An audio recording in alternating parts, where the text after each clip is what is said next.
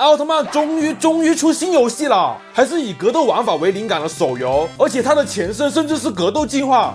我是这样子啊。首先呢，对于这款游戏我有一个好消息和一个坏消息啊。好消息就是，其实它的前身是 B 站一位 UP 主制作出来的奥特曼格斗进化4 Pro， 是对标格斗进化的一款手游啊。而坏消息就是这款游戏的厂商是乐堂。当然哈，这里并不是说只要是乐堂做的就一定不好，它的奥特曼游戏还是有很多人喜欢玩的，只是说这家厂商的技术力稍微有点略低。那这次打着格斗进化的旗号做出来的奥特曼新手游到底表现如何呢？那就看我接下来的手测报告吧。当然哈，因为本次测试还是首次的公开测试，并不针对正式版啊，而且这款游戏是分为 PVP 和 PVE 的，但是这两种玩法在我这里是完全不一样的评分，所以大家如果听到我讲缺点的时候，希望你们可以看完本期视频再发表言论，好吧 ？OK， 那么这款游戏的 PVE 我的评价是很无聊，真的很无聊。虽然在本次内测当中是不允许喷的，但我真的忍不住。PVE 作为这款游戏的第一印象，开局是一定要刷很多场的 PVE 副本的。你想玩 PVP 模式啊，不好意思，先升到12级再过来吧。而 PVE 的玩法呢，就是非常典型的清怪，把你关在一个固定地图里，疯狂刷怪清关。玩家所面对的敌人呢，就是一群 AI 很低的怪兽。感觉每一关唯一的区别就是怪兽的血量高了，伤害高了。就算你给我每一关用不同的奥特曼，这种软绵绵的手感和轻飘飘的判定，真的玩到我犯困，真不是开玩笑啊！我有好几个朋友开局就差点退坑了。说到不同的奥特曼，这里给你们讲一下这款游戏的氪金点，好吧？首先呢，奥特曼的获取方式就没什么好说的了，就是抽卡嘛。但有一说一，这个奥特签名还是很有创意的。然后抽卡也没关系啊，其实它是非得加上碎片就很难崩了。然后你抽到还没完，你抽到的奥特曼不管是 SSR 也好，一只杂兵怪兽也好，它也只是一个白板角色，每一个角色都是有一整套的技能树的，不管是大招还是其他一些小技能，都是需要材料解锁的。那材料咋获得呢？就是要去刷那些玩到你犯困的 PVE 了。有一说一，它这个 PVE 模式真的不行，我一天不到战力就被卡住了，直接长草期。但是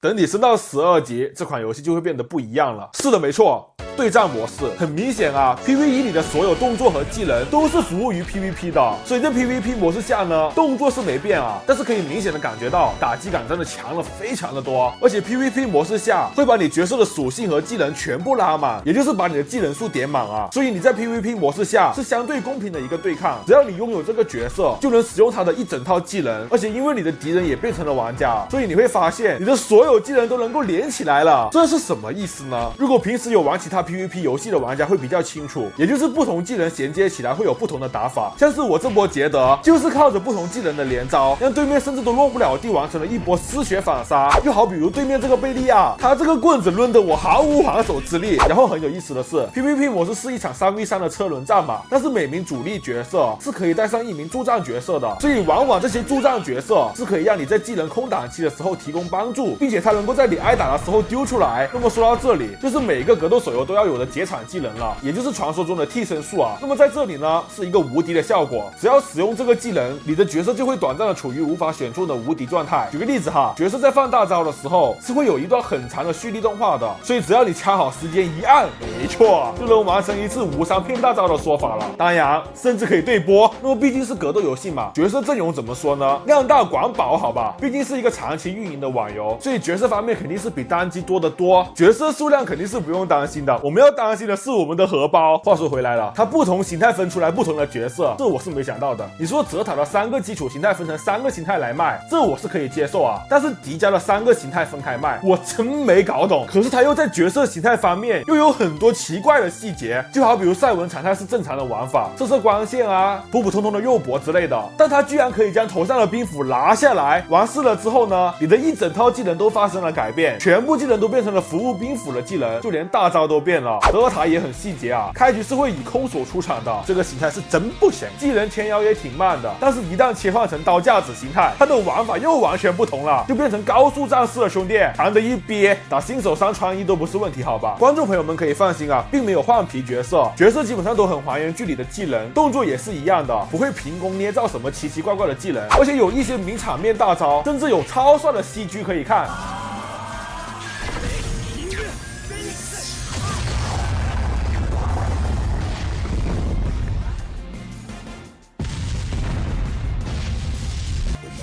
你就说帅不帅吧。还有我们开局说的那些杂兵小怪，都是可以用在 PVP 里的。虽然他们的技能特别的少，但是可以看得出来，他们的技能都是非常适合角色本身的，不存在换皮的说法，能看得出来在 PVP 模式上下重本了。这里我就要拿芝盾出来说了，你看哈，和剧里一样是射火球，就连闪现都有还原。西卡西，为什么他不能吸收光线啊？建议芝盾加一个可以吸收光线的技能，好吧？要不他算毛芝盾啊？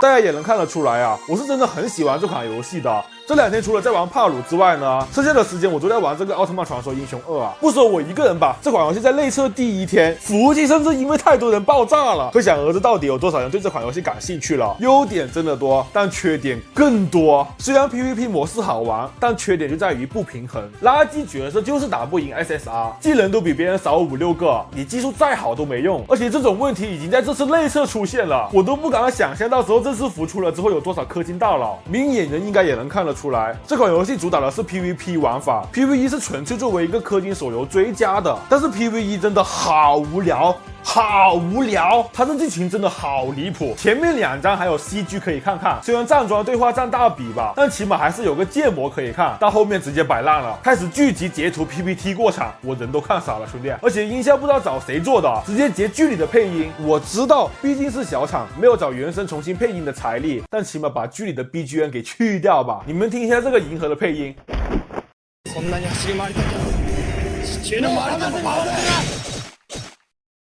哥们，你 BGM 都不去呢，我都会消音啊！还有更离谱的，听说这款游戏7月份就要公测了，我希望是谣言，我真的希望是谣言。还剩5个月，我都不知道它要咋改，特别是这个 PVE， 我操！讲真，这个 PVE 真的把 PVP 给害死了。不好玩我就不说了，但是开局得先打1个小时的副本，真的听着都累。其实我感觉真的可以学格斗进化那种战役模式的，完全抛弃清关玩法，就纯粹的做一个格斗游戏，这不好吗？我宁愿用 PVP 的模式去打杂兵，我都不愿意去玩这个清怪闯关。PVP 模式是真的好玩，但我真的怕 PVE 把它拖累了。行吧，我也不知道我的建议能不能让官方听到啊，虽然听到也没什么用啊，毕竟把整个 PVE 模式删掉肯定是舍不得的。反正就这样好吧，到时候看看公测会变成什么样吧。大家如果公测之后呢还想看我测评的话，欢迎把想看打在公屏上哦。那么我们下期视频再见喽，拜了拜。